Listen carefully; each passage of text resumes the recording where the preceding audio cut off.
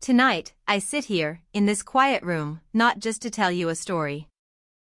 I'm here to share fragments from the darkness, experiences that are deeply engraved on my soul, encounters that my mind tries to deny but my body still trembles at the memory.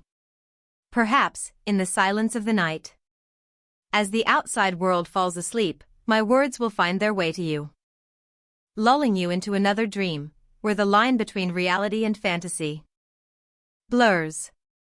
Relax, breathe deeply, and let the darkness of the story envelop you. The shadows in my office have never stood still. They always dance in the faint, flickering fluorescent lights, stretching and contracting with the deep breathing of the ancient building as night falls. I got used to that silent dance, seeing it as part of the solitude of late work nights. But one night, as the clock ticked heavily toward midnight, I saw a distinct shadow. A shadow that does not belong to any object in this room, does not belong to the visible world that I know. A shadow moving with a clear purpose. A shadow knew my name. The Harrington construction project is slowly killing me. Progress was 3 weeks late, and the customer was constantly applying pressure, demanding unreasonable changes that threatened the structural integrity of the entire design. As a senior architect at Meridian Associates, all responsibilities fall on my shoulders. That's why I'm still sitting here, at my desk, at midnight on a Friday, long after everyone else has gone back to their families, their friends, their lives. I don't have those anymore. Not since the bitter divorce, not since that fateful night. My fingers flew across the keyboard, tiredly adjusting measurements, recalculating load capacity.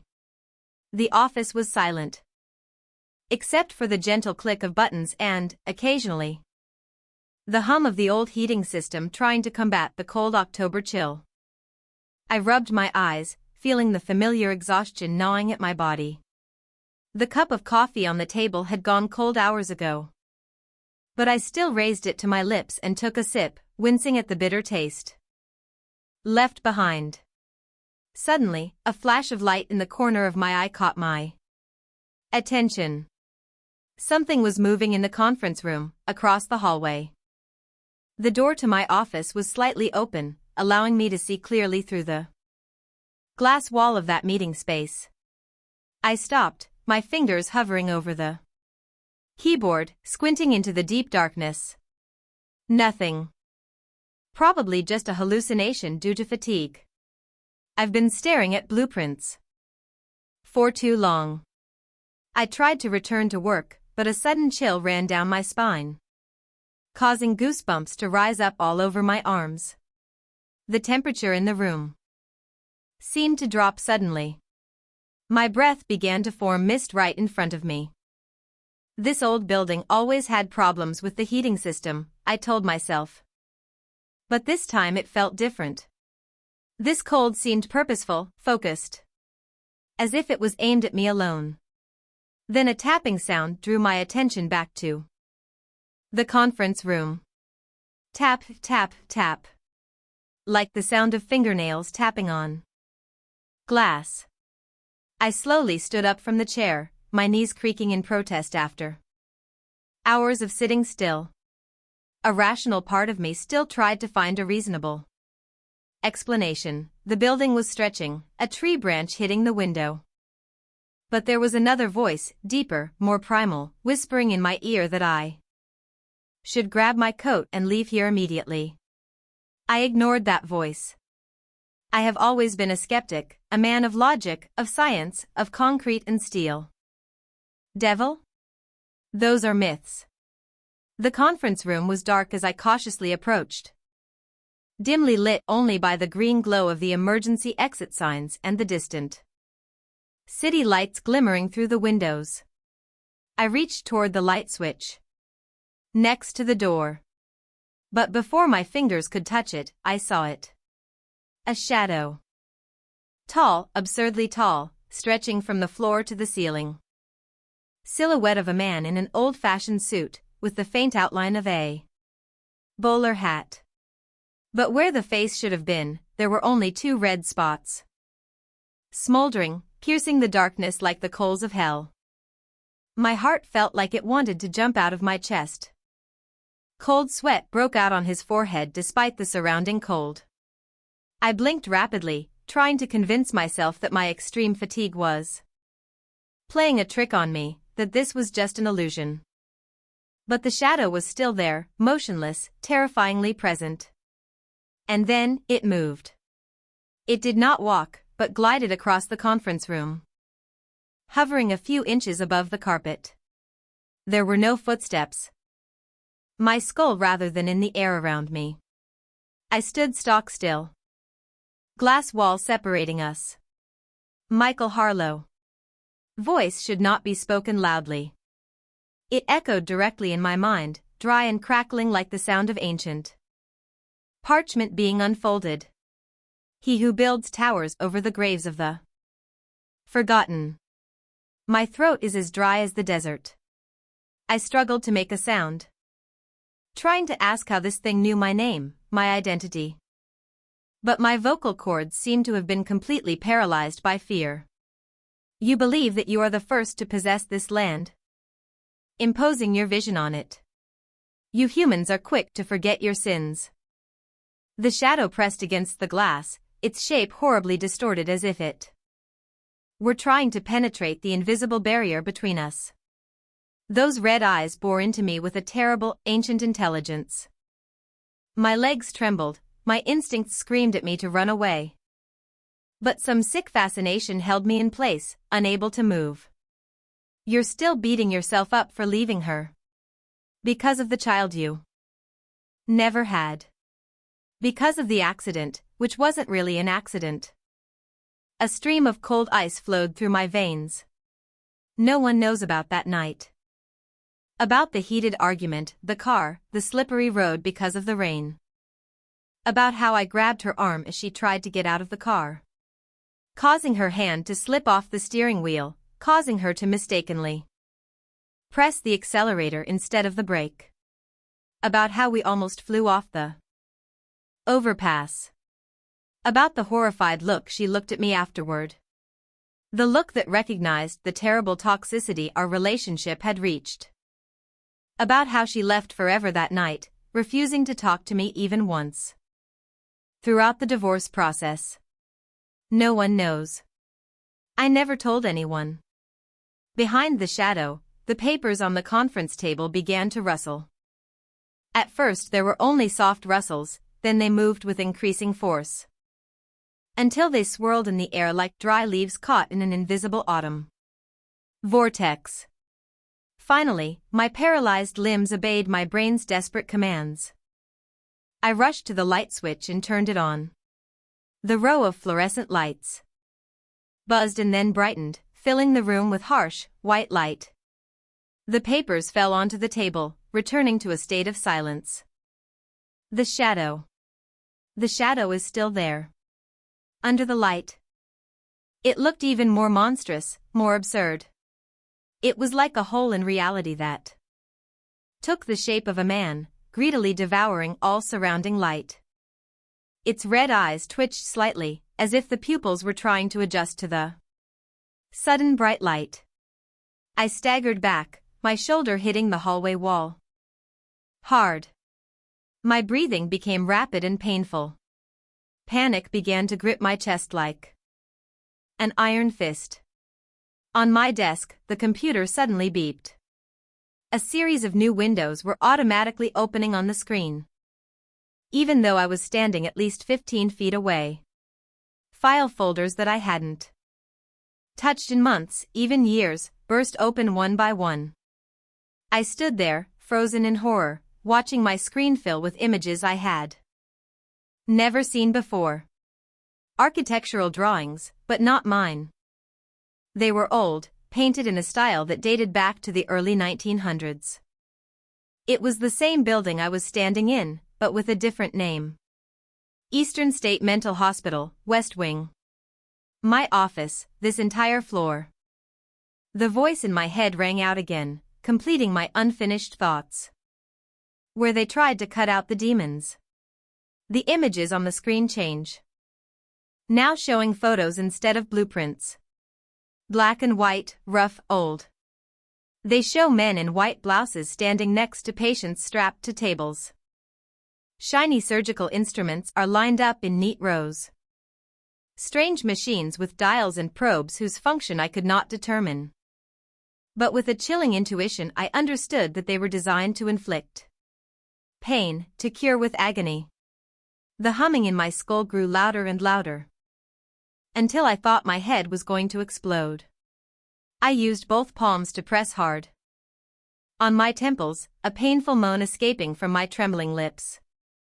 Through the gap between my fingers, I was horrified to see the shadow slowly seeping through the glass wall of the conference room, something completely impossible, and gliding into the hallway where I was standing.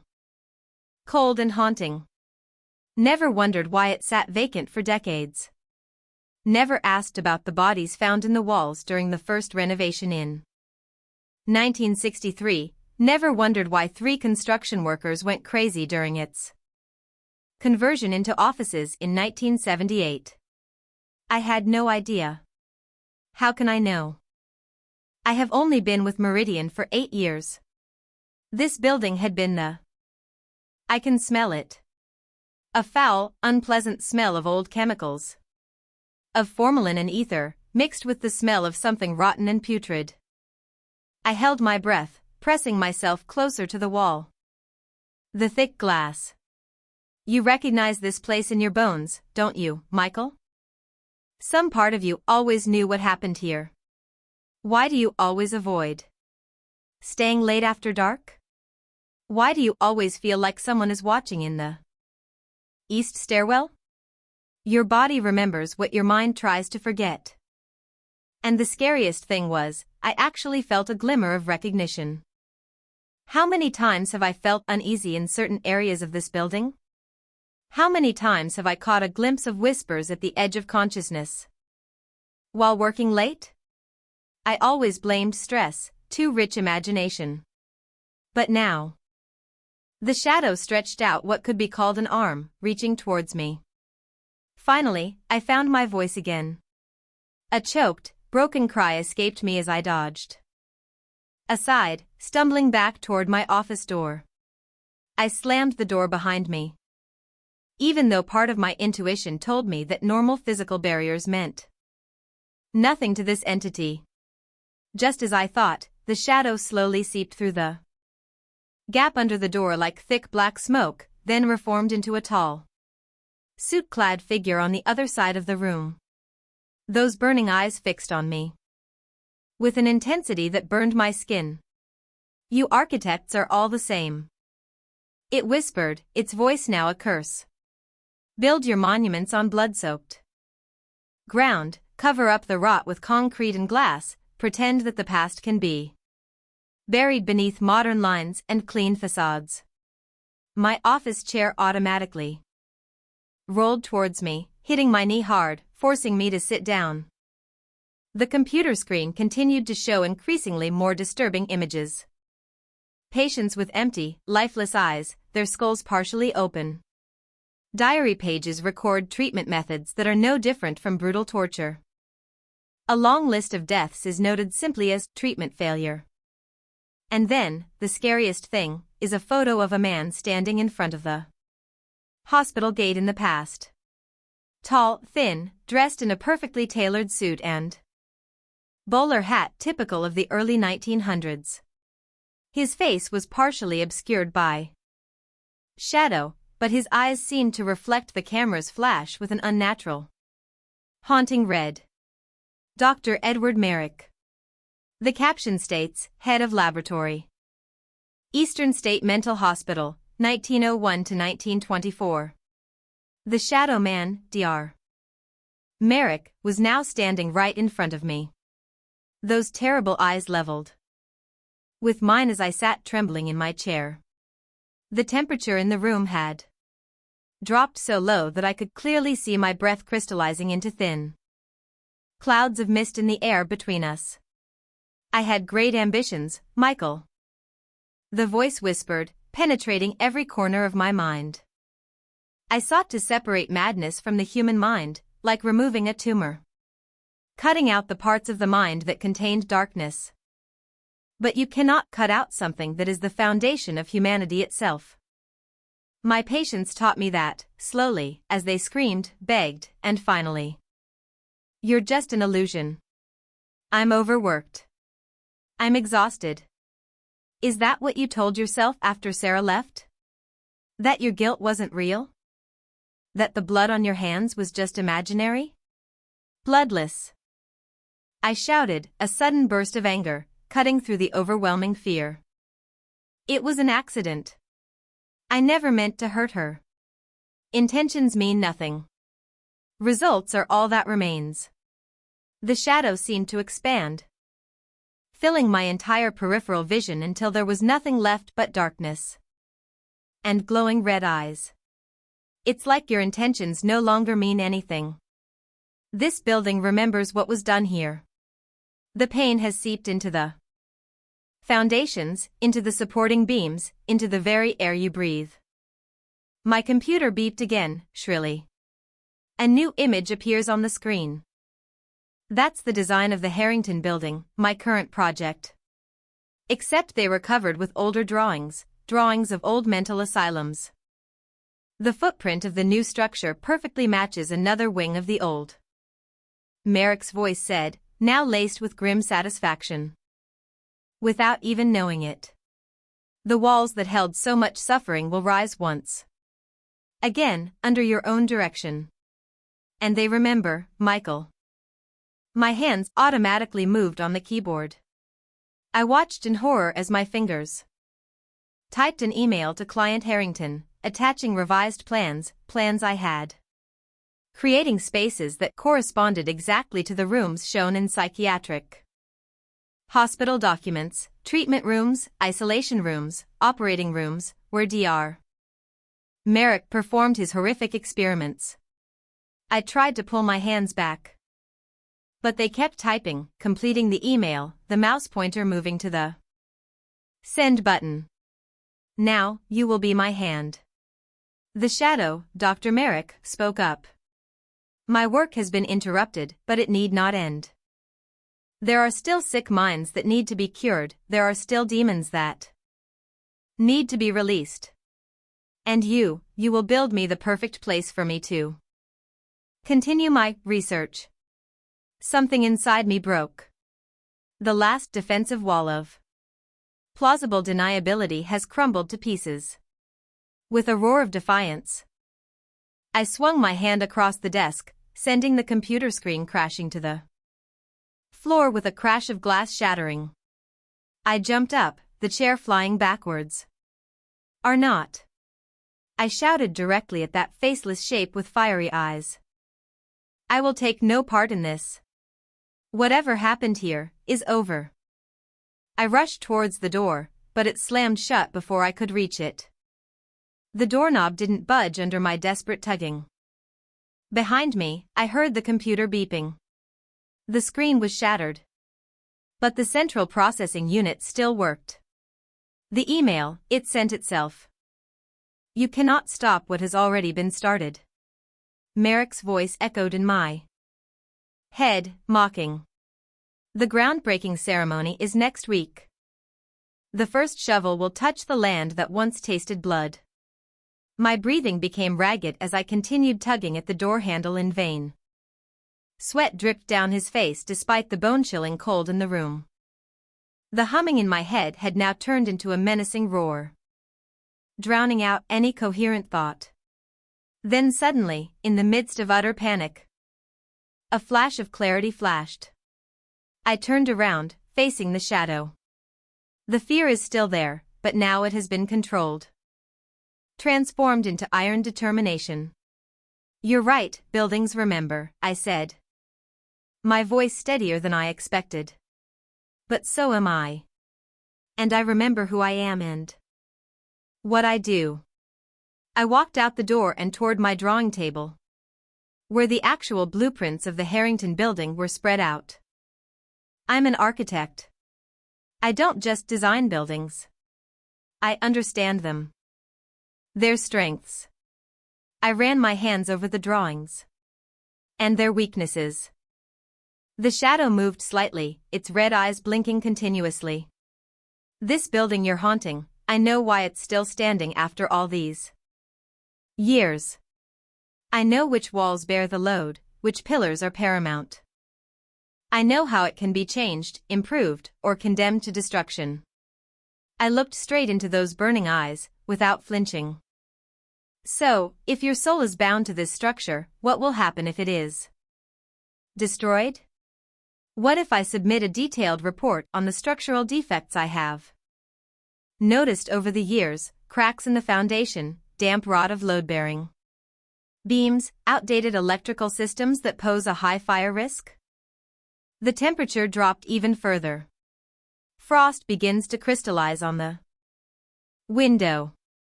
The papers whirled around the room again like a violent tornado. But this time, I stood firm. Or perhaps, I continued, my voice even. I should dig deeper into the history of this place.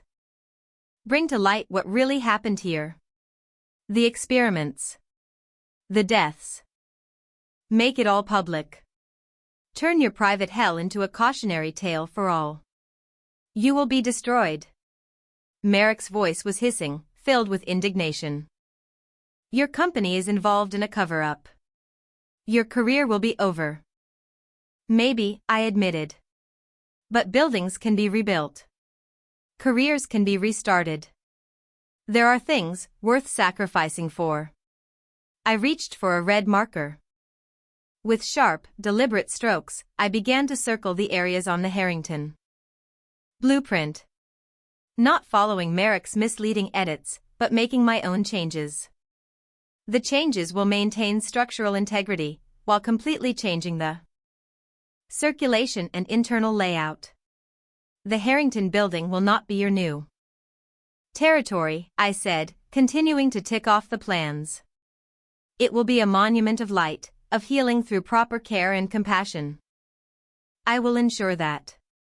There was a moment of uncertainty, almost confusion, that passed through those red eyes. The shadow shrunk a little, becoming less solid. You cannot undo what happened here, Merrick said stubbornly, but his voice in my mind seemed to have weakened considerably. No, I agreed. But I can guarantee it will never happen again. Not at my hands. Not through my work. I quickly pulled out my phone, opened the camera app, and began capturing the historical images still displayed on the computer tower's secondary screen, the evidence I needed. The shadow lunged toward me one last time, one last desperate attempt to maintain control.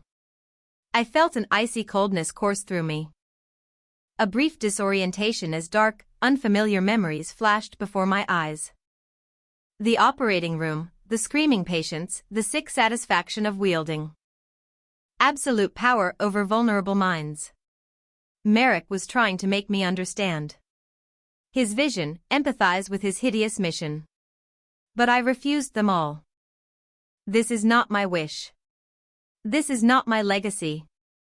The shadow jerked back as if hit, its shape becoming less clear, more like smoke than a solid silhouette. The red eyes dimmed, fading from the color of burning coal to the color of dying embers.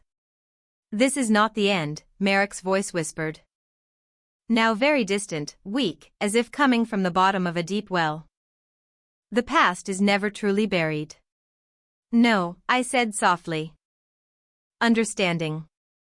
The darkness disappeared like morning fog meeting the sun, blending into the hidden corners of the room and then disappearing. The temperature began to gradually rise again, the oppressive, heavy presence dissipating. My office door made a click sound, and the lock opened automatically. I stood there for a long moment, breathing deeply, not sure if it was really over, or if Merrick had simply retreated to wait for another opportunity to regain his strength. But something deep inside tells me that I have won this confrontation, even if the larger battle may still be going on. Dawn was slowly emerging. Outside the window, the first streaks of pale pink light filtering through the curtains. I spent the night facing a ghost, or perhaps the embodiment of this building's buried, terrible past. I was exhausted, shaking to the core. But also felt a purification, a strange vitality emerging. I carefully gathered the marked-up Harrington drawings, the photographs I had taken of the asylum's documents, and my notes on the structural problems of this Meridian building. There will be consequences for what I'm about to do. Consequences if my company had actually known about this building's dark history when they purchased it. But as I walked out of the office and down the hallway toward the elevator, I felt lighter than I had in years. The burden of my past mistakes with Sarah was still there, still weighing heavily on me. But now I understand that guilt can crush you, or it can transform you. I chose transformation. The building looks strange in the morning light. Just an old structure of concrete and steel. No more shadows dancing where they shouldn't be. But now I know better. I know that places have memories, that trauma can echo across decades. And I know that, as an architect, I have a responsibility not only to the people who will use my buildings in the future, but also to respect and acknowledge what has come before. Building not on denial and forgetting, but on recognition and healing. As I stepped out into the cool, fresh air of the October morning, I looked back one last time at the old history to light. Tomorrow, I'll start redesigning the Harrington project with a whole new purpose. But today, in this very moment, I simply allow myself to feel the warm sunlight on my face and breathe in the fresh air, for the first time in a long time, without the weight of darkness. Was the pinnacle of strangeness, the limit to which reality could be bent. But I was wrong. The darkness, once it has found you, seems to have a way of following you, creeping into your most peaceful moments, turning your hiding place into another trap. A few months after the events in Meridian, I sought out the silence of wild nature, hoping to wash away the remaining hauntings. I chose Black Pine Reserve, a remote place that promised solitude and physical challenge. But the forest also has its own secrets. The forest became unusually silent as I approached a place that shouldn't exist. It was not the peaceful stillness of nature at rest, but an oppressive, tense silence that foretold an impending disaster. Even the familiar sounds of birdsong were muted, as if the creatures of the forest themselves knew that they should not make noise in this area. The temperature dropped significantly. About 10 degrees in just a few steps. My breath began to appear in small, trembling clouds in front of my face. And then I saw it, a dark cave mouth, carved into the hillside, a scar on the face of nature. It was not marked on any of the maps I had carefully studied before the trip. However, it called to me. Not figuratively. I could actually hear it whispering my name. I've always been a fan of hiking alone. The quiet of the deep forest, far from the noisy chaos of city life, is the refuge of my soul. In your 30s, weekend trips into the wilderness are not just a hobby, but have become a necessity, medicine for a suffocated soul. Black Pine Preserve was new territory for me, a 5-hour drive from my apartment, but its reputation for pristine trails and challenging terrain prompted me to seek it out. The ranger at the guard post barely raised his head as he handed me the map, only muttering a few standard warnings about staying on the trail and getting out of the forest before sunset. Words I've heard hundreds of times. The first 3 hours of walking went as expected, challenging enough to quiet my mind, with majestic views rewarding the effort. I had planned to return in the early afternoon, but a strangely shaped rock formation in the distance caught my attention. The map didn't note anything in that direction, but my inherent curiosity pushed me to continue.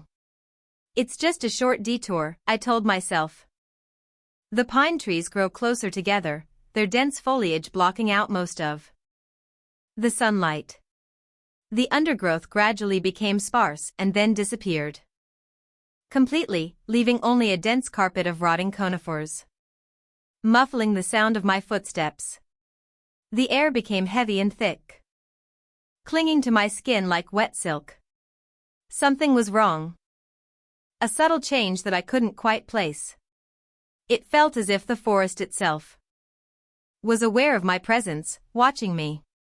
When I first saw the cave entrance, I thought it was just an illusion of darkness created by rocks piled up on top of each other.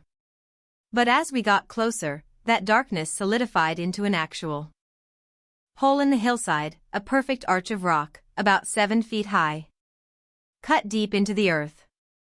The rocks around the mouth of the cave are smooth, almost polished, completely different from the rough, jagged rocks in the rest of the reserve.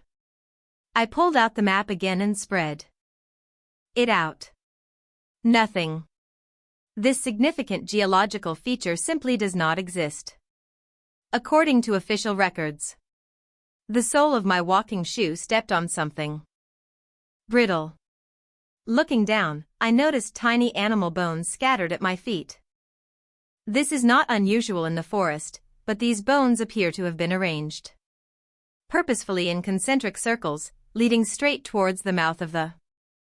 That's when I first heard it. My name was whispered so faintly that at first I thought I had imagined it.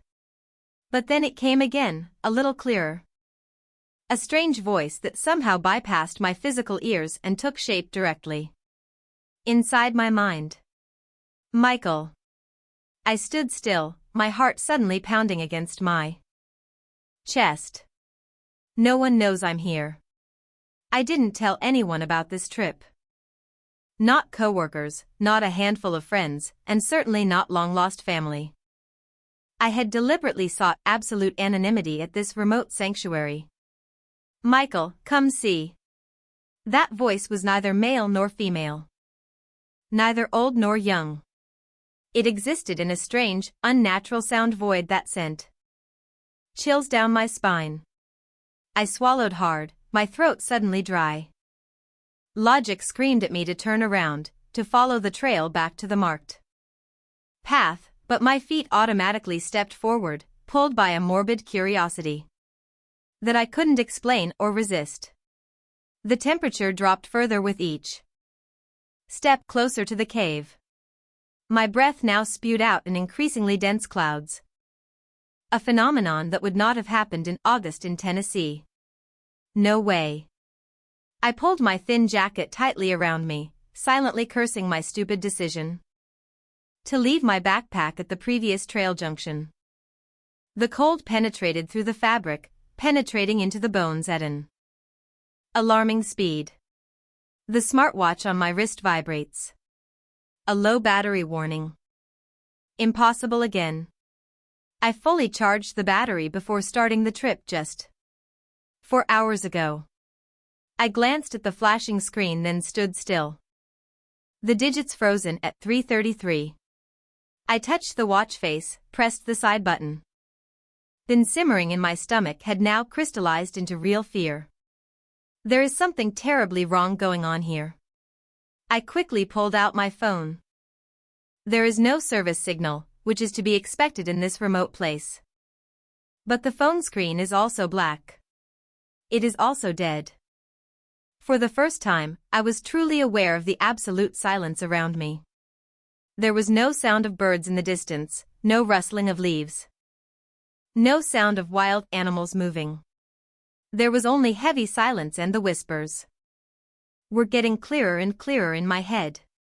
Michael, we've waited so long. There was not just one voice now, but many voices, overlapping each other like a crowd whispering in a vast, echoing cathedral. I pulled out my mechanical compass, an old-fashioned backup I always carry. The needle began to spin wildly, making complete circles at an ever-increasing speed until it was just a blur of red. I dropped it as if it were burning my hand red, watching it disappear into the thick layer of pine needles under my feet. A loud crack above my head made me look up in surprise. A giant, dry tree branch was falling straight down to where I was standing. I promptly rushed to the side. The dead tree trunk hit the ground just a few inches away from me, scattering rotten leaves. Before I could recover, another branch fell to my right, then another fell to my left. I crawled back in horror, watching as more branches broke themselves from trees that looked perfectly healthy, showing no signs of damage or disease. Tree branches do not fall randomly. Each branch landed with uncanny precision, forming an unmistakable pattern on the forest floor. I stepped back further until I could see their entire arrangement. It was a complicated symbol, vaguely reminiscent of images I had seen in an old book on occult rituals in college. But this symbol is something different. Much more complex, much more disturbing, and certainly not created to ward off evil spirits. My back touched the rough rock surface, and I realized I had retreated all the way to the mouth of the cave. The whispers in my head became excited, like the cheers of a crowd that has just recognized the celebrity they've been waiting for. You have arrived. Finally arrived. Join us. Become us. The remaining rational part of my brain was screaming danger, urging me to run as far away from this evil place as possible. But there was an invisible pull, some primal curiosity that held me in place. A terrifying thought flashed. What if I wasn't the first to find this cave? What if other people had also stood in this exact spot, hearing the same whispers? Fighting every instinct of self-preservation, I groped in my pocket for a small flashlight.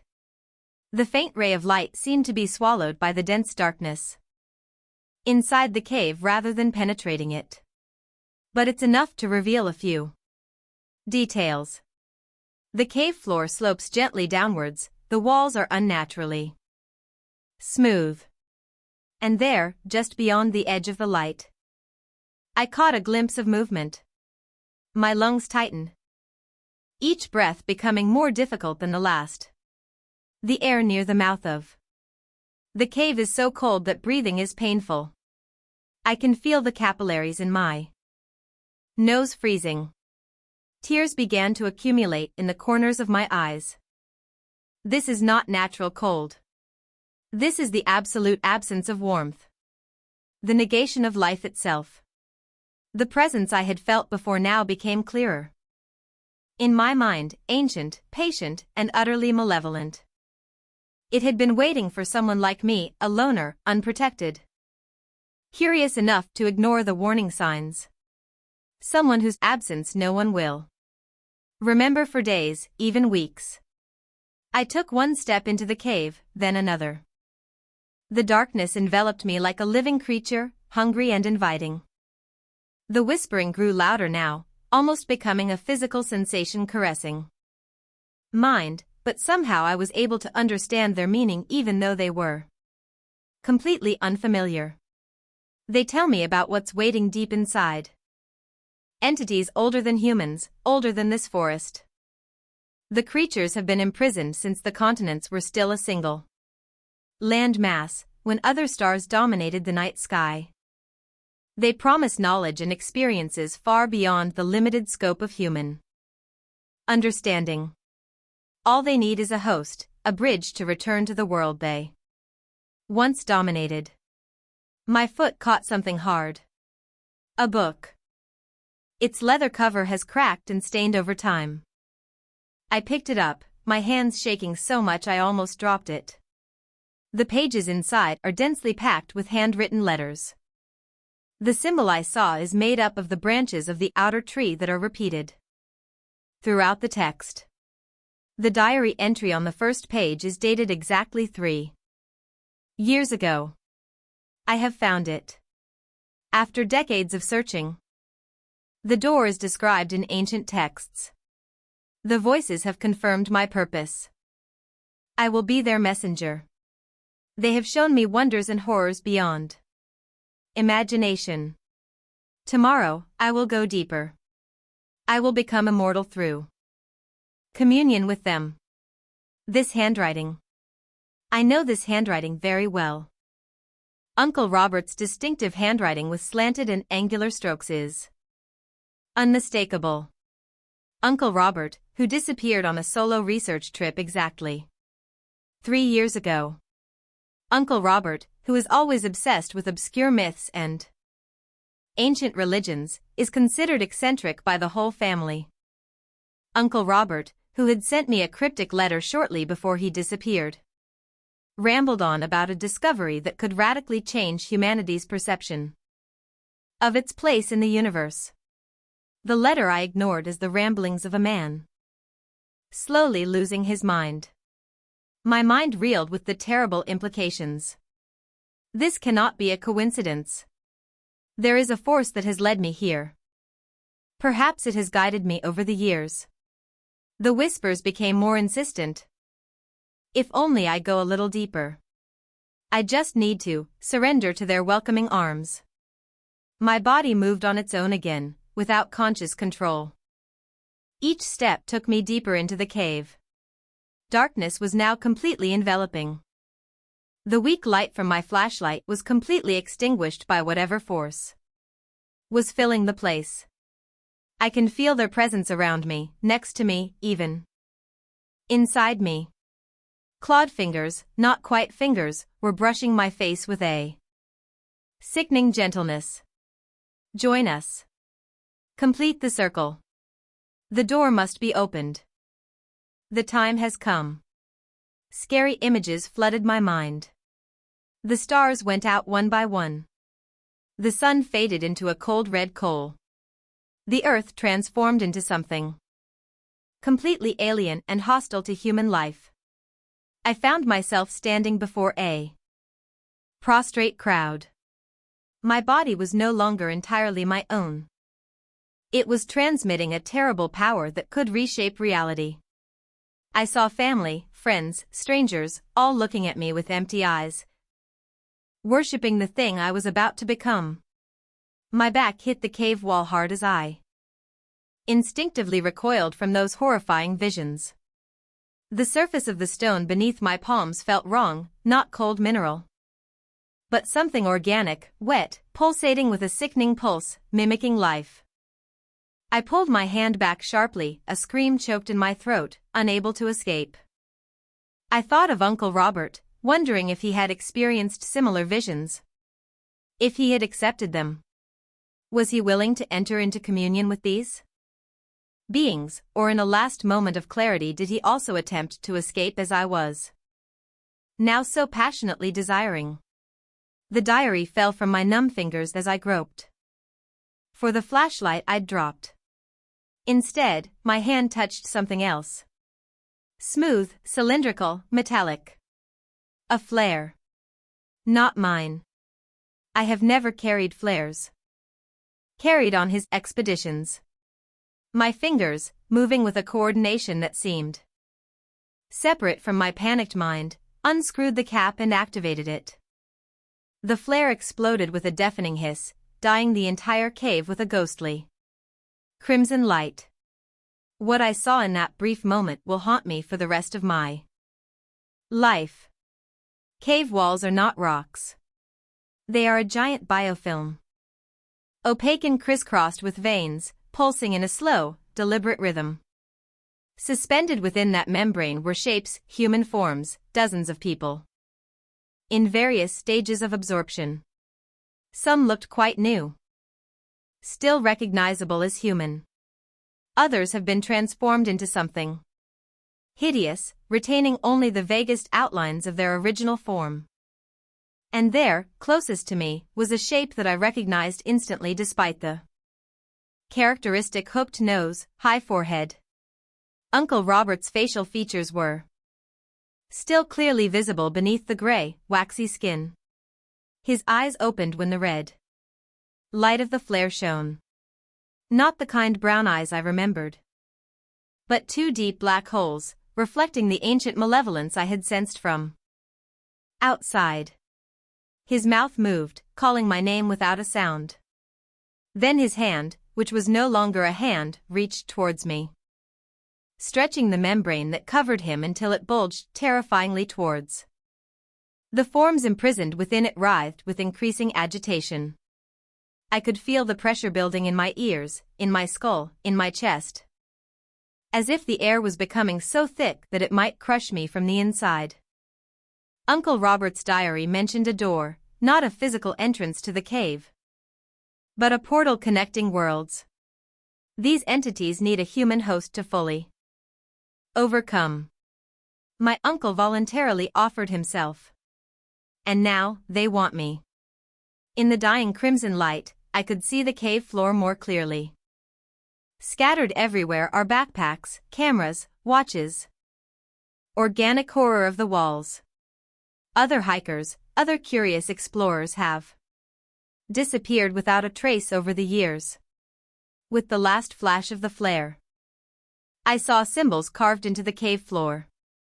The exact same symbol is made up of the branches of the tree outside, repeating in a complex spiral pattern, leading to a depression in the center of the cave floor. A dent shaped exactly like a human body lying with its arms and legs spread out. The flare went off. In the returning darkness, I felt something wet and sinewy wrapped tightly around my ankle. The whisper turned into a roar of victory. Here it is. This is how I will end up, like my uncle and the others, absorbed into the membrane, transformed into something that is no longer human, becoming a stepping stone for ancient horrors to reappear in the world.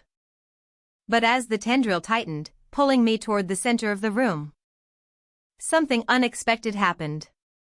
My utter terror crystallized, not into surrender, but into furious rage. Rage at being manipulated, hunted, chosen as a sacrifice to entities that have no right to exist in our world. I suddenly remembered the lighter in my pocket, an old habit from my smoking days. One quick movement, and it was in my hand, thumb snapping on the flint wheel. The tiny flame looked pitiful in the darkness, but it was enough for me to see the tentacle wrapping around my leg, and enough for me to lower it towards the tentacle. The effect is immediate and shocking. The tendril twitched violently and retracted. A shrill, high-pitched hiss rang out, replacing the seductive whispers. The small flame seemed to burn brighter, stronger, as if it were consuming the darkness itself. I swept the lighter in an arc in front of me. The darkness receded a little, the pressure in my head eased a little. These things, whatever they are, they fear fire. It is a knowledge, a weapon. I backed away towards what I assumed was the entrance, holding the lighter's flame out in front of me like a pitiful, makeshift torch. The membrane on the wall is now beating wildly. The forms within it writhed in. I have found the entrance. The whispers turned desperate. They promised riches, knowledge, power, immortality, anything that would make me stay, lower my fire. Ready to offer myself, just like my uncle did. I backed away from the mouth of the cave, standing under a strange symbol made from dry branches. The lighter still burned in my hand. The cold had subsided a little, although the unnatural silence still prevailed. I could run right now. Escape back to the trail, back to civilization. But something told me that their existence. My eyes fell on the dry branches arranged into that mysterious pattern. Not giving myself any more time to think again, I pressed the lighter's flame to the nearest tree branch. Dry wood catches fire surprisingly quickly, almost greedily. The fire spread quickly, forming a flaming barrier between me and the cave entrance. A shrill howl, full of anger and pain, echoed from underground. making the ground beneath my feet tremble. The temperature around the mouth of the cave dropped even further, frost forming instantly on the surrounding rocks and trees. But in response, the fire burned more fiercely. As if two primordial forces were at war, the ancient cold and the purifying fire. I stepped back, watching as the fire spread from branch to branch, consuming the strange symbol. It is now outlined in vibrant orange and yellow. In the mouth of the cave, shadows writhed and twisted crazily. I caught a glimpse of my uncle's face among them. His expression was both extremely painful and a bit relieved. Then there was a sound as if the hillside itself was tearing itself apart. An angry, muffled roar, containing the voices of all the creatures trapped within that membrane. The mouth of the cave shook violently, cracks appeared on the smooth stone dome. Rubble began to fall, followed by larger rocks. The entire hillside above the cave is collapsing. I ran, running without looking back, until I felt I was at a relatively safe distance. When I looked back, the cave was gone, buried under tons of rock. The fire still flickered around the edge of the landslide area, but now it was just a normal fire, burning ordinary wood.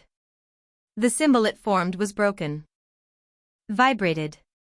The screen lit up again, the time jumping from 3:33 until it caught up with the actual time, 6:17 p.m.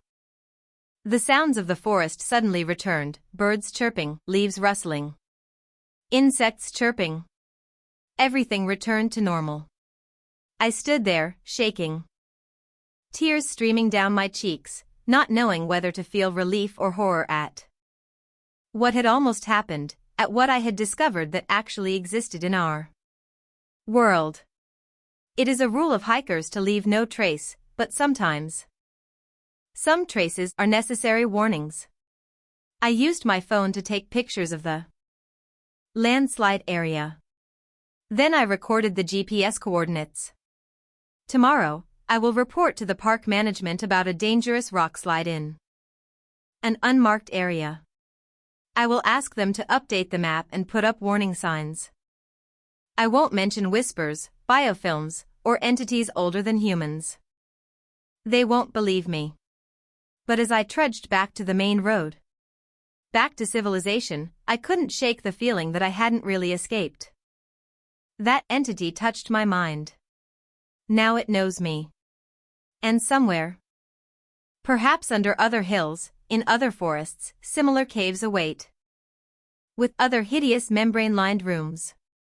That ancient presence was not destroyed, only temporarily hindered. My uncle's diary is still there, buried under rocks, but its contents are engraved in my memory. The research that led me there, the texts I studied, the connections I made. I can retrace those steps if I want. The whispers, even though they were far away, still echoed somewhere deep in my mind. Entities promised knowledge.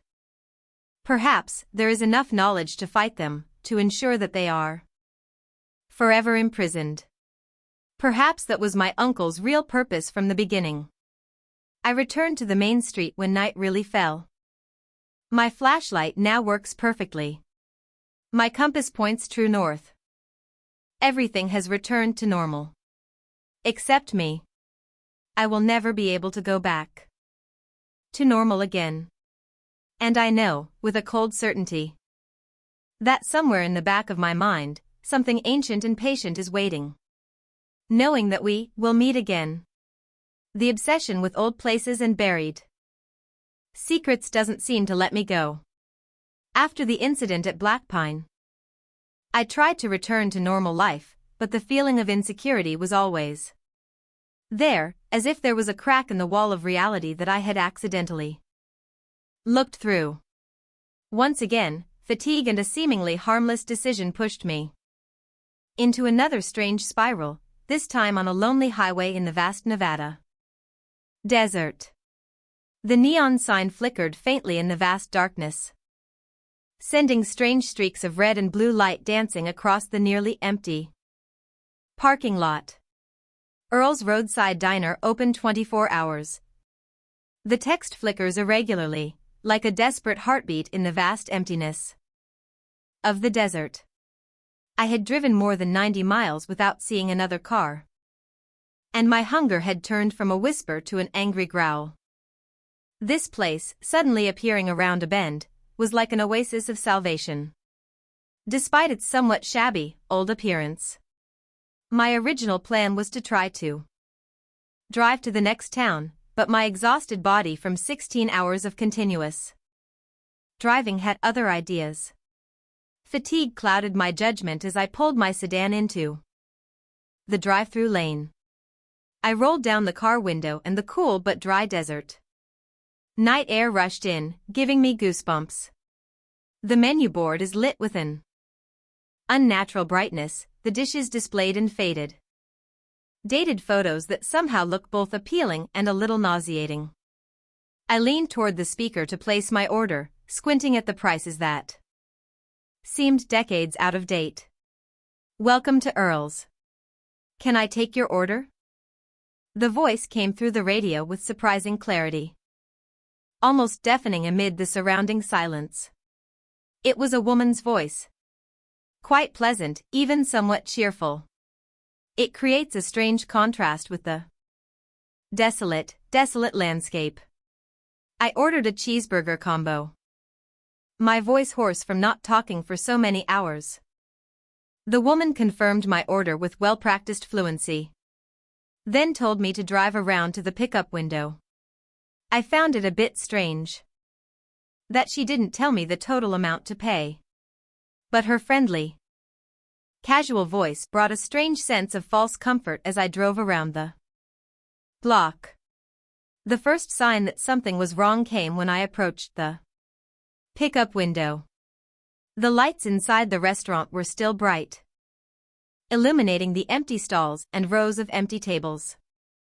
I could see straight into the kitchen area, which was also completely deserted, with not a single employee moving about.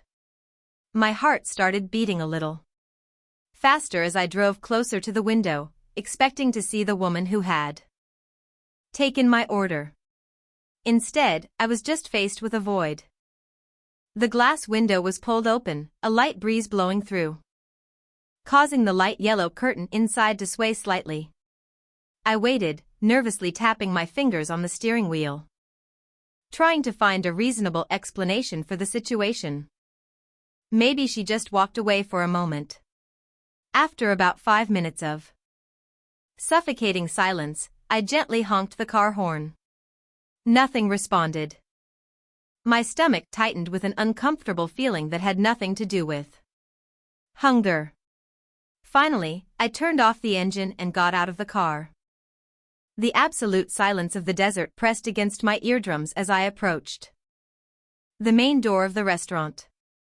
Through the glass door, I could clearly see the same emptiness as I had observed from the drive-through window. No customers, no employees, just empty tables and cold, dim fluorescent lights. I pulled the door open. A cheerful, out-of-place bell rang above my head, the sound sounding harsh and out of place in this scene. "Hello?" My voice seemed to be swallowed by the stale, stagnant atmosphere inside. No response. I walked in. Curiosity and hunger overcame my growing insecurity. The door slammed shut behind me with a surprisingly heavy, solid sound. I turned around, my heart pounding as I heard the lock click distinctly. I yanked the door handle. It didn't budge. Cold sweat began to break out on my forehead as I pulled harder. The door remained as still as stone. Panic began to rise in my throat as I ran to try other doors, the emergency exit, the staff door, all of which were locked. The thick glass windows seemed unbreakable, despite my increasingly desperate efforts. The cell phone, as I expected, still had no signal. The weak light from the screen only highlighted my own pale frightened reflection on the dark glass. I tried to force myself to breathe. Slowly, fighting the suffocating feeling that was tightening my chest. There must be some reasonable explanation. Perhaps this was some elaborate, sick joke. I moved toward the kitchen and called out again, my voice echoing loudly in the empty dining area. The saloon-style kitchen door automatically pushed open when I touched it, revealing shiny stainless steel counters under white light. The industrial refrigerator hums softly. Everything was immaculately clean and tidy, as if it had just been prepared for a hygiene inspection, or as if no one had ever cooked here in years. That contradiction makes me shudder. A gentle hissing sound suddenly rang out, making me freeze. On the flat grill, a piece of minced beef appeared from somewhere, automatically being cooked, the fat dripping out and making a crackling sound. My mouth went dry as I watched in horror as a slice of cheese. There, next to the grill, a kitchen knife moves on its own, slicing tomatoes with chilling mechanical precision. A bagel splits itself in half and floats to land on a clean plate. My legs shook as I backed away from the unbelievable scene, my back hitting the wall. The soft drink vending machine behind the counter started working. The ice cubes fell into a paper cup before it was filled with a bubbling black liquid. Fries automatically emerged from the deep fryer, simmering, excess oil dripping before they dumped themselves into a red cardboard container. I rushed out of the kitchen, my breathing quick and painful, my heart pounding against my ribs with a force I feared might break them. The dining area is no longer empty to me anymore. I felt invisible presences, like heat ripples on the asphalt on a hot summer day, occupying the booths and tables. The air seemed thick, filled with an invisible energy pressing against my skin. The bathroom door caught my eye. A potential escape route. Or at least a place to hide, to calm down. I rushed inside, slammed the door, locked the latch, and leaned all my body weight against the door. The fluorescent lights on the ceiling flickered violently, creating strange dancing shadows on the black and white checkered floor tiles. My reflection in the mirror was a man I almost didn't recognize, his face drained of blood, sweat pouring out, his eyes wide with horror. But I'm not alone in that mirror. Behind my reflection, where the empty bathroom wall should have been, I saw a bustling diner. Men in old-fashioned uniforms and waxed hair were wiping counters, while women in poodle skirts and high ponytails were carrying plates of food too. Tables packed with customers dressed in clothes from another decade. They moved with jerky, unnatural movements, like characters in an old movie, played at the wrong speed. Their faces wore fake pleasant smiles. Smiles that never reached their eyes. All of their eyes were dark and empty, like holes punched into old photos. I turned around in panic. There was nothing, just empty bathrooms.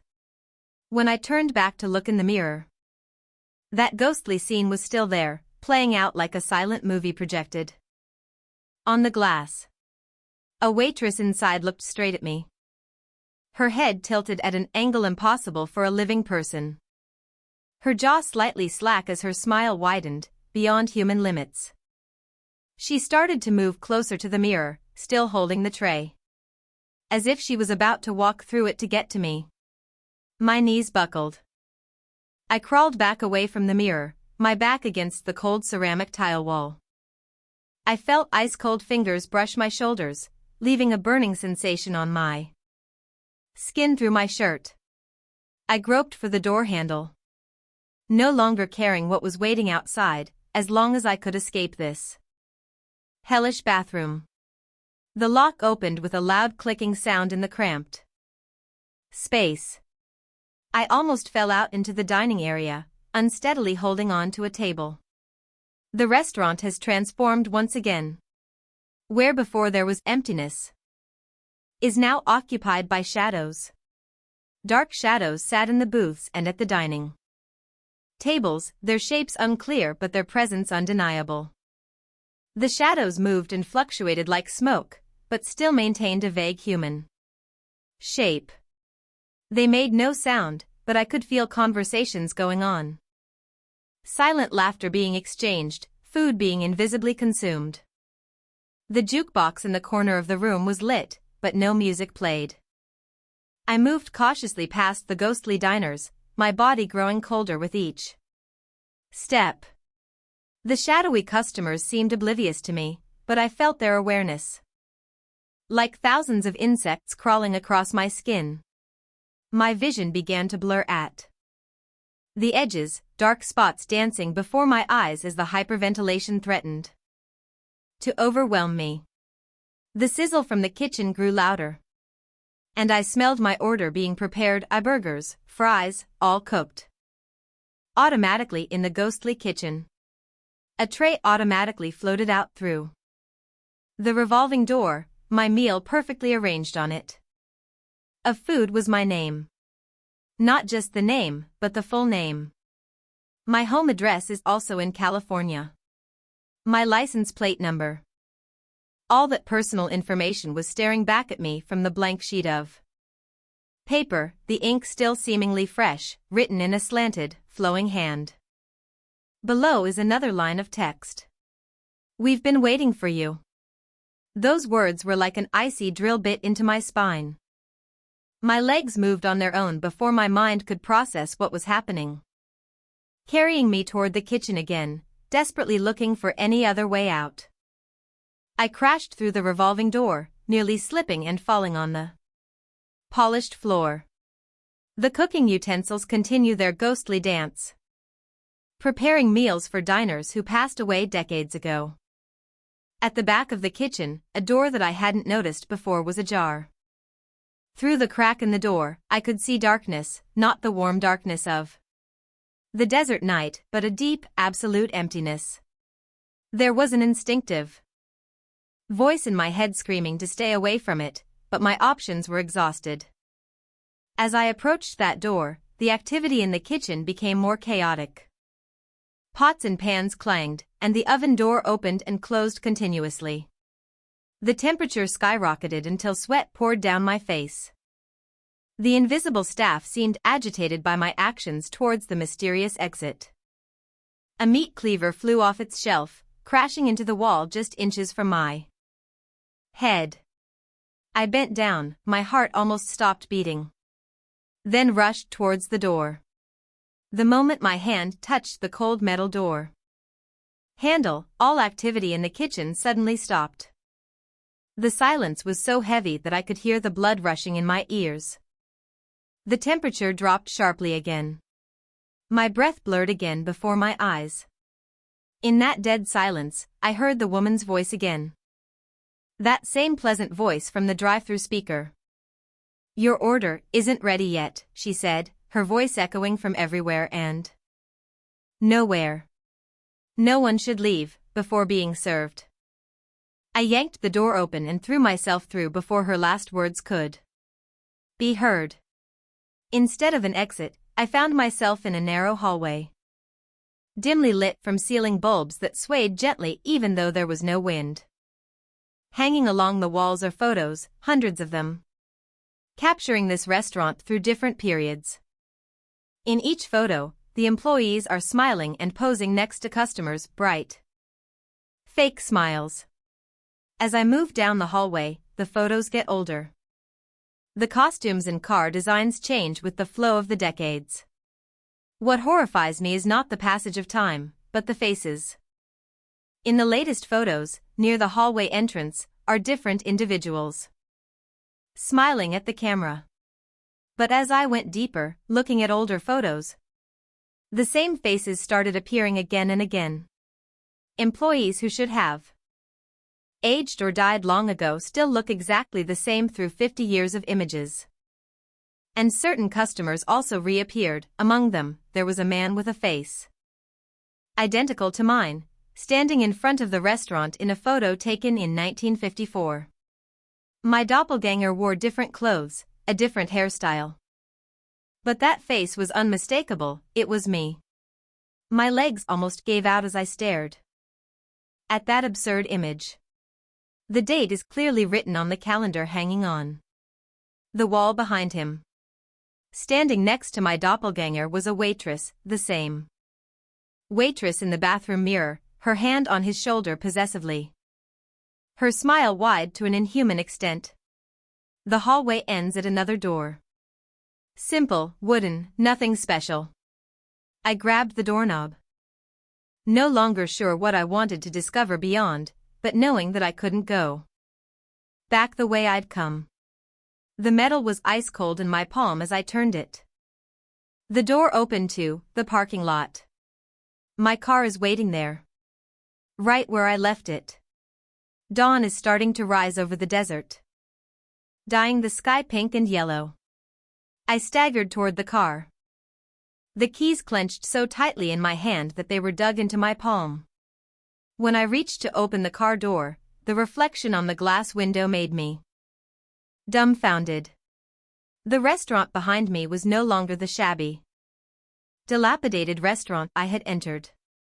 It looked brand new and pristine, with the parking lot filled with classic cars and customers visible eating and drinking happily through the windows.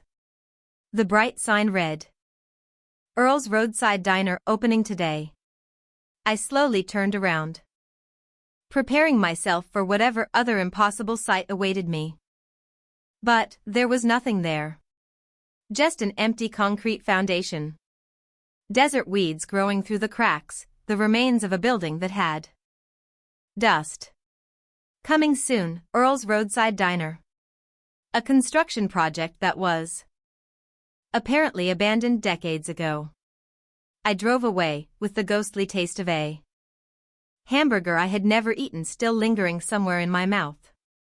The receipt with my name and personal information was still clutched in a shaking hand, along with the cold certainty that somewhere between what had been and what could have been, invisible hands were continuing to prepare orders for customers who would never leave. Sometimes, in my dreams, I still hear the crackling sound of that drive-through speaker. "Welcome to Earl's. Can I take your order?" And every now and then, just for a split second, when I look in the rearview mirror, I see the image of the waitress in the photo sitting in the back seat of my car, her hand resting lightly on my shoulder. Her smile wider than any human mouth should be. From then on, I never stopped at roadside restaurants at night again. Encounters with the paranormal always seem to find me when I am at my loneliest, most tired, or perhaps most arrogant.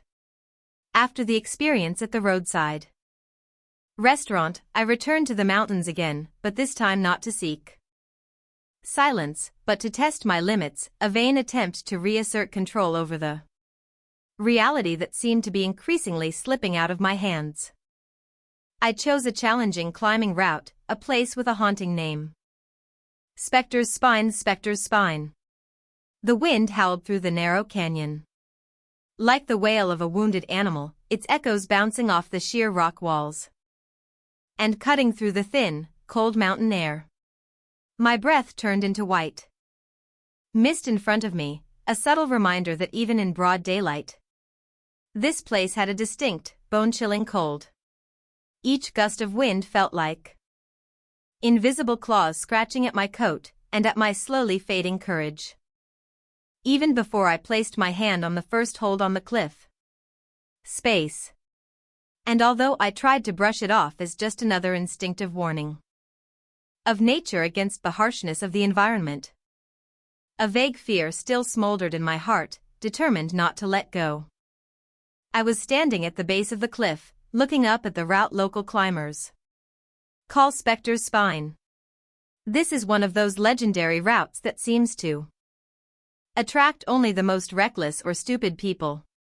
A friend once told me that this name comes from rumors about a ghost that was often seen loitering on this cliff a long time ago.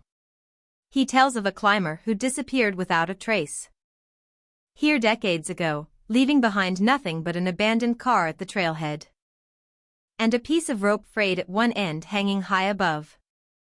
At that time, I laughed at the story, considering it just fantastic legends that are often woven around difficult and dangerous climbing routes. But now, facing the towering stone wall directly in front of me, my laughter seemed painfully distant and lost. The feeling of insecurity crept into my mind, twisting and deepening with each passing second. My decision to climb alone this time was partly forced by circumstances, a schedule that didn't match up with my fellow climbers, a predicted storm, and partly due to arrogance, a stubborn attempt on my part to test my limits, to prove that I was still in control of my destiny. Climbing alone is always risky, no matter the conditions. But this road is especially dangerous. The cliff is famous for its fragile rocks and sudden, unpredictable protrusions. My climbing kit is ready. Full cam harness, stops, snap hooks and carabiner. However, I know well that even the best equipment becomes meaningless when nature decides to show its true power. The first 20 meters went relatively smoothly. Adrenaline kept me focused, every foot placement and hand grip felt solid and precise. I could hear my heart pounding in my chest, my breathing deep but controlled. Occasionally, a few small pebbles fell out from under my hand, rattling on the rock surface and disappearing into the deep space below. That empty echo planted a tiny seed of fear in my chest each time I tried to concentrate, keeping my mind from wandering to the rumors and the strange feeling that I was being watched, a feeling that was becoming more and more evident. At an altitude of about 30 meters, the surroundings seemed to change subtly. The sound of the wind changed pitch, turning into what I could have sworn were weak, plaintive screams, lingering with each gust. But every time I stopped to listen, that sound became smaller and smaller, disappearing into the ordinary sound of the wind. My mouth was dry, my palms began to sweat. I had to grab more magnesium powder from my hip bag, trying to calm the tremors that were starting to appear in my fingers. The temperature seemed to drop rapidly, to the point where I began to shiver, even though I was exercising vigorously and wearing many layers of clothing. Every muscle in my back was tense, as if someone, or something, was watching me from some invisible vantage point above. I continued climbing another 10 meters, struggling with my own growing paranoia. The rope tied around my waist felt heavier, the seatbelt tightening on my hips like a vice. Each breath came out in a ragged whisper, and I noticed a bead of cold sweat trickling slowly down my forehead from under the brim of my helmet. The initial vague feeling of fear had now turned into a deep roar in my head.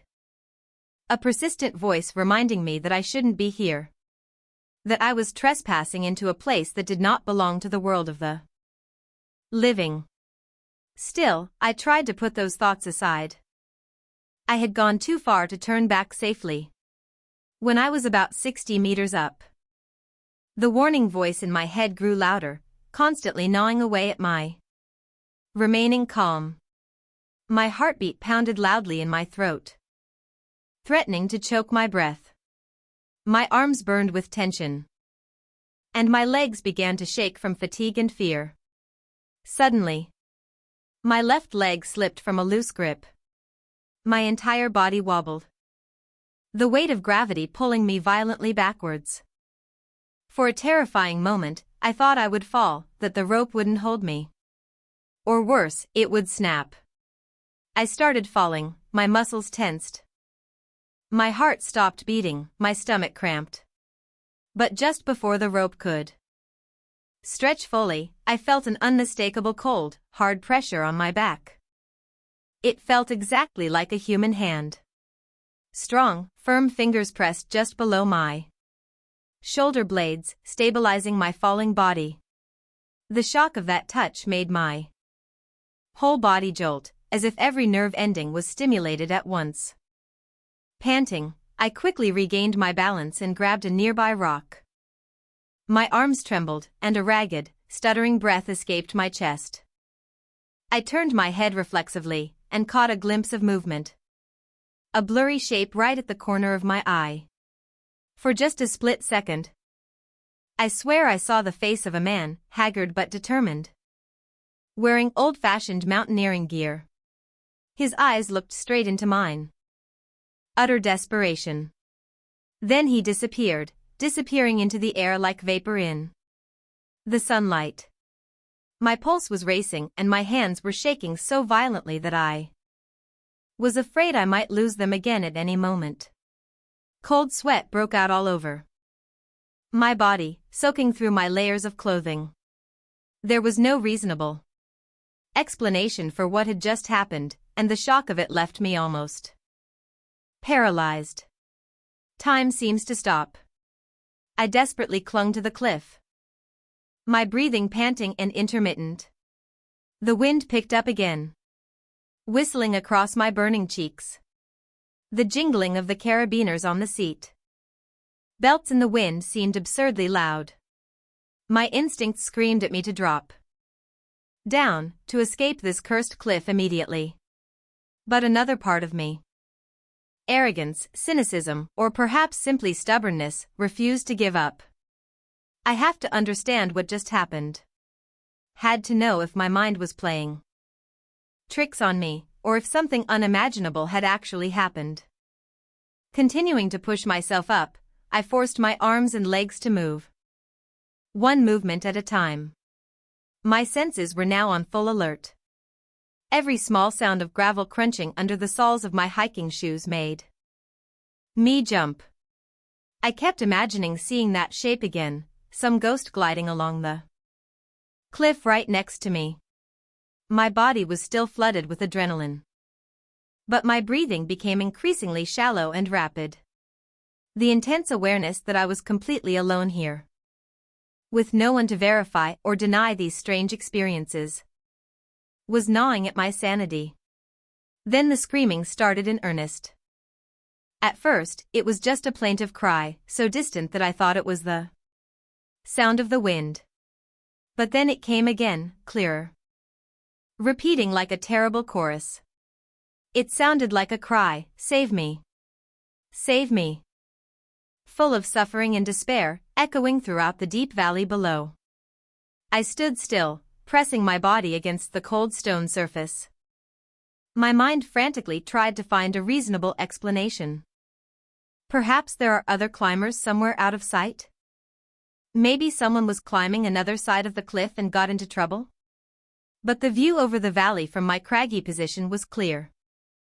There was no movement, no other people, no sign of ropes or climbing equipment.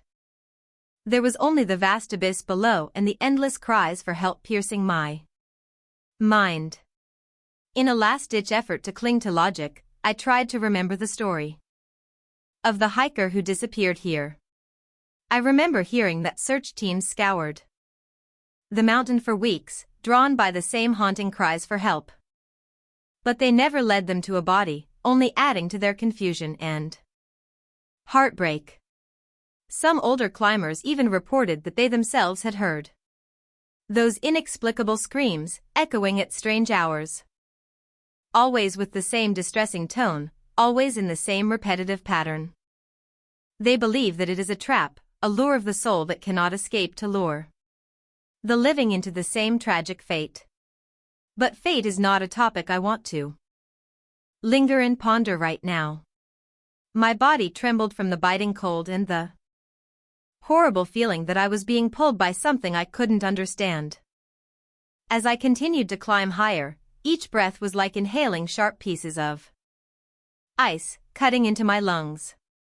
My legs shook from exhaustion, and a sharp pain began to spread throughout my shoulder. Sweat dripped into my eyes, stinging and blurring my vision. However, those cries for help continued to echo, now near and far, as if they were chasing me. Or perhaps leading me along this road of death. My own thoughts have become the enemy. I wondered if I was hallucinating from the altitude, from lack of oxygen. Or if something more sinister was really going on. Even as my reason insisted that demons did not exist, my instincts and pounding heart insisted otherwise. I don't know how long I hung on the cliff like that. Almost going crazy with fear and paranoia. Every whistling wind. The possibility that I was actually entering some spiritual dimension sent shivers down my spine. My skin was damp with cold sweat under my layers of clothing. Even as the temperature seemed to drop even further. When I stopped to catch my breath, the hairs on the back of my neck stood up. The instinctive reaction of prey when sensing a predator. I had the unmistakable feeling that I was being closely watched. I found myself whispering half-hearted pleas, telling whatever was lurking just out of sight that I meant no harm, that I just wanted to get to the top and get through this unscathed. Finally, I reached a small ledge. A narrow stone shelf only about half a meter wide. I sat down there, pressing my forehead against the cold stone surface. My breathing was rapid and ragged, and the tremors in my arms were getting worse. My mind kept racing with images of the ghostly hand that saved me from my fall. The memory of it makes goosebumps rise all over my body. It was so real, so intentional. I felt an uncomfortable mixture of gratitude and disgust. Grateful that I'm still alive. Disgusted because I cannot separate that survival from something I cannot define as life. As I tried to regain my composure, I again felt a fleeting movement to my right. Lifting my head up, I couldn't see anything. The ledge behind me is empty. However, I felt that presence again. The almost tangible realization has stuck with me since the slip. My eyes scanned the cliff face, searching for any visible sign of life or non-life. But there was only gray rock and the howling wind in my ears. A wave of dizziness and nausea came over me. My instincts told me to drop. But doing so from this height had its own dangers. The memory of that ghostly figure appeared clearly in my mind, as if it could reappear at any moment. Perhaps to save me again, or perhaps to push me into the abyss. I forced myself to keep going, finding strength in the mechanical repetition of climbing, arms, legs, arms, legs. Every movement became an act of iron will, trying to drown out the chaos in my head. The screams of terror from below still rang out from time to time, as if reminding me that I was never truly alone on this cliff. My arms burned like molten lead was being poured into them. And each grip on the rock felt a little weaker as I approached a particularly difficult overhanging part of the cliff. A cold wind blew strongly into my face, carrying with it that weak moan, a cry for help that gradually turned into a plaintive sob. Something inside me broke. I couldn't contain my horror any longer. I let out a scream of my own, a raw, primal scream, formless, thoughtless, mingling with the mountain's mournful chorus. For a moment, it seemed like the whole valley was silent to listen. My vision was blurry, my heart was pounding so hard I thought it was going to burst. I half expected my scream to be echoed by someone else's voice. A distorted and cruel voice. But only the wind responded, throwing small pieces of gravel off my helmet. With the last bit of strength left, I used all my strength to get over the protruding cliff. Every muscle in my body tensed, and I could feel my lips tremble with exhaustion and fear. When I finally dragged myself onto a wider, safer stone platform, the harsh truth hit me: I was still alive. And right at that moment, the screams stopped. Silence suddenly enveloped the mountainside, broken only by the sound of the wind. Part of me feared that I had gone deaf, or that the whole world had stopped working. My throat felt like sandpaper and my lungs felt like they were on fire. But there were no more screams, no more howls, no more plaintive cries for help. My relief was tinged with fear, as if the mountain was pausing, planning its next move. For several long minutes, I allowed myself to rest. My muscles trembled uncontrollably and the throbbing pain in my head increased. Then a whisper rang out, very softly. Maybe it was just my mind making it up. Or maybe, something else had crept into my thoughts. Don't linger. My breath caught in my chest. I groped for the water bottle. My hands shaking so much I almost dropped it. The water was ice cold as it ran down my throat, but it did little to soothe the panic tearing inside me. I started the final climb, my eyes stinging from sweat and tears I hadn't realized were flowing. At any moment, I waited to feel that cold hand on my back again, or to see that ghost looming in my peripheral vision. The tension along my spine tightened with each meter I climbed. Every nerve in my body was on high alert, scanning for the slightest sign of the supernatural. I half expected that the ghost wanted to pull me down, turning me into another lost climber, whose only legacy was the faint echo of cries for help that were never answered.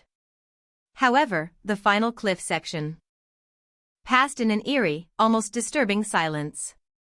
I pushed myself over the edge of the cliff and rolled onto the flat plateau at the top of the mountain. My arms were so exhausted that they could barely support my body, and my vision was filled with dancing black spots. The wind still whipped my body, but the oppressive and threatening feeling seemed to have subsided. For a moment, I just lay there, my chest heaving violently, trying to accept the fact that I had made it, that I had survived. There was no feeling of victory that warmed my heart. Instead, a cold confusion and fear crept into my gut. The temperature on the mountain top is still unusually low, but the howling wind seems to have lost its ghostly, haunting human quality. Cautiously, I stood up. The horizon stretched before me in a breathtaking panorama, a majestic tapestry of peaks and valleys bathed in the setting sun. Such beauty could usually captivate me, but all I felt right now was a deep sense of violation, as if the mountain itself had tried to claim some part of me. For a brief moment, I closed my eyes. My heart was still pounding, but the adrenaline rush was slowly giving way to extreme fatigue. I could almost feel that presence right behind me again. When I turned around, I only saw my own footprints on the crushed gravel near the edge of the cliff. A wave of dizziness hit me as I remembered how close I had come to falling into the abyss. The memory of the cold, hard hand on my back, so real, made my goosebumps rise. I wondered if the lost hiker's spirit had acted out of compassion, or if it was something else, taking advantage of me for reasons I could never understand. I started my descent using a safer trail on the other side of the summit. Every step is a careful negotiation with gravity. My mind was still chaotic, constantly replaying the scary slip, the fleeting ghostly images, and the screams that seemed to come from another realm. As I went down, the wind occasionally carried faint whispers that made me look over my shoulder several times. Every broken branch or shifting rock is like an omen. I half expected to see someone staring at me from behind a rock, but the road was completely deserted, and that, somehow, made me feel even more uneasy. When I reached the foot of the mountain, the last streaks of daylight were weakly clinging to the horizon. My legs felt like they were about to collapse, but I continued to walk, determined to get as far away from that haunted cliff as possible. In the hazy twilight, my car was a welcome sight, the only anchor connecting me to the earthly reality I was longing to return to. Even as I drove away, I couldn't shake the oppressive feeling that I was being followed. My hands tightened on the steering wheel, my muscles stiff with tension. The reflection in the rearview mirror occasionally played tricks on me, creating flickering movements in the empty back seat. The memory of that ghostly hiker was seared into my mind like being burned with a hot iron. Part of me wanted to believe that I had been saved by some benevolent force, but the other part couldn't shake the cold suspicion that I had crossed paths with something unnatural, and that encounter had left an indelible mark on me, a bond forged in terror that could never be completely broken. I survived that hike without physical harm, but I was changed forever. After that, I never talked much about it. Whenever someone asks about Spectre's spine, I simply shake my head and mutter something vague about bad weather conditions. However, in the quiet moments of the night, I still sometimes hear the distant echoes of those screams in my mind. An inexplicable chill seeped into my bones, as if reminding me that some doors once opened a crack, never fully close, and that whatever lurks behind them might still be watching. Even now, when I remember that event, my stomach tightens and my heart races. I can't forget the feeling of that supernatural touch, or that fleeting look of despair. I have escaped the mountain's clutches. However, I'm not sure I've truly left it behind. Whenever the wind picks up at night, whining through the cracks in the windows, my mind drifts back to that towering cliff. I could almost taste the bitterness of fear on my tongue again. As real as the magnesium powder I used to hold my hands together. And I realize with a cold certainty that some part of me is still on that ledge. Still clinging to the cold cliff, trapped between the world of the living and whatever is lurking just beyond our reach. The darkness seemed to have a strange attraction to me, or perhaps I had become a magnet for the unusual. Each horrifying experience was like a new coat of paint on my soul, making me more and more sensitive to the cracks in the veil of reality. This time, it didn't happen in an old building, a desolate cave or a steep cliff. It happened in the most ordinary, seemingly mundane place, a shopping mall parking lot late at night. A faint curtain of light from distant street lamps barely reached the shopping district's vast, nearly empty parking lot. That weak light cast long, distorted shadows across the asphalt, making each parked car look like a deformed, motionless silhouette. The sound of my own footsteps seemed ominously amplified in the overwhelming silence, as if there was some invisible audience lurking, watching my every move. I remember thinking that this emptiness seemed unnatural, like walking across a large stage after all the actors had gone home, with only the props remaining silent under the dim lights. Yet there I was, trudging toward my car in that suffocating silence, never suspecting that a very ordinary moment could quickly turn into one of the most haunting nightmares of my life. I had just finished a late meeting at a nearby coffee shop and decided to take a shortcut through the mall's multi-story parking area to get home faster. At that hour, the last of the shoppers had almost all left, leaving only a few employees who were still trudging wearily to their cars. This place was strangely quiet compared to the usual bustle just a few hours before. My plan was simple: get in the car, drive home, and crash into bed.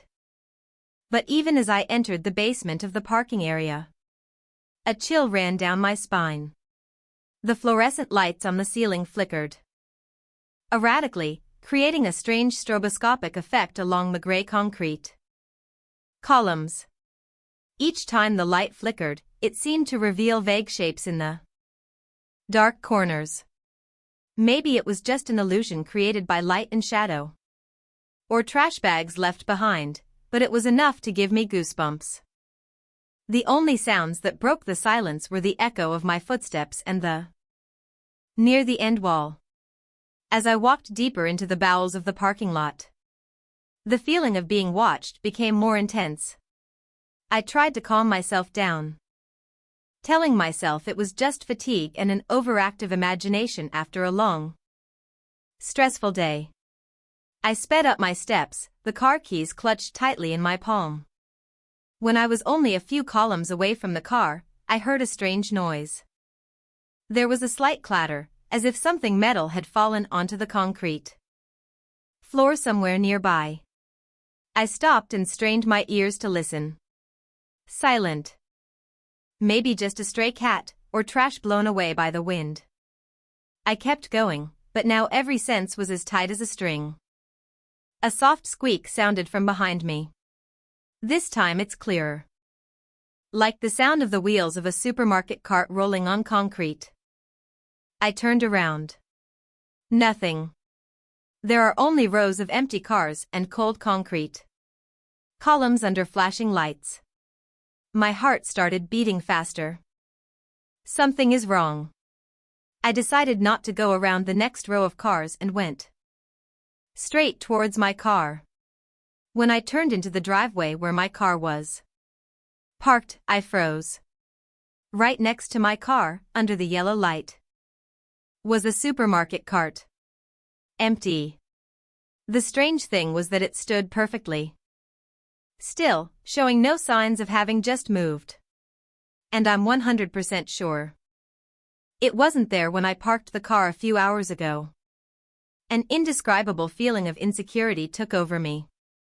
I glanced around, looking to see if anyone else was nearby. Not a single person in sight. It's just me and this mysterious shopping cart. I cautiously approached my car, never taking my eyes off the stroller. When I reached out to open the car door, I heard that noise again. This time, it wasn't the sound of metal falling or wheels rolling. It was a whisper. A dry whisper, almost inaudible, came from somewhere very close. It had no clear words, just a series of disjointed sounds. But it carried an unmistakable threat. I froze in place. My blood seemed to freeze in my veins. Stay. That voice seemed to penetrate directly into my ears, ignoring the surrounding air. I turned my head around and stared at the shopping cart. It stood still, empty and harmless under the light. But I'm sure that the sound came from it, or from the space right around it. Panic began to rise. I have to leave here immediately. I quickly put the key in the lock, my hands trembling so it took me a few seconds to open the door. I almost jumped into the driver's seat. Slammed the door and locked it immediately. My heart was beating wildly in my chest. I put the key in the ignition and tried to start the car. Clack. Nothing. Just a dry clicking sound. I tried again. Still nothing. The car completely stalled. The battery was still there. The dashboard lights were still on, but the engine showed no signs of working. I slammed my hands on the steering wheel in despair. What the hell is going on? I looked out the window at the shopping cart. It still stood there. But maybe it had moved a little closer? No, it was definitely my imagination. I took a deep breath, trying to stay calm. Maybe just an electrical problem. I tried turning on the headlights. They worked normally. I tried honking. The sound echoed loudly in the quiet parking lot. So why doesn't the car start? Then I saw it in the rearview mirror. A figure was standing at the beginning of the row of cars behind me. I couldn't see their faces or clothes clearly, just a tall, thin silhouette. Or is someone also having problems with their car? I rolled down the window a bit, intending to call out. But before I could say anything, the figure began to move. They don't walk normally. They glided, with frightening fluidity, toward my car. And as they got closer, under the flickering lights, I realized something terrible. They had no faces. Where the eyes, nose, and mouth should have been was just a smooth, dark space. A scream choked in my throat. I quickly rolled up the window glass. My hands were shaking so much that I could barely control the buttons. That faceless figure continued to glide closer and closer. I frantically turned the key in the ignition, praying for the car to start. Futile. That figure was now standing right next to the driver's side window. It stopped, its faceless head tilted as if it was watching me curiously. I could feel an icy cold radiating from it, through the window glass. I closed my eyes tightly, not daring to look. Don't go. The whisper sounded again, this time clearer, right outside the car door. I cringed in my chair, my heart beating like it was about to burst my chest.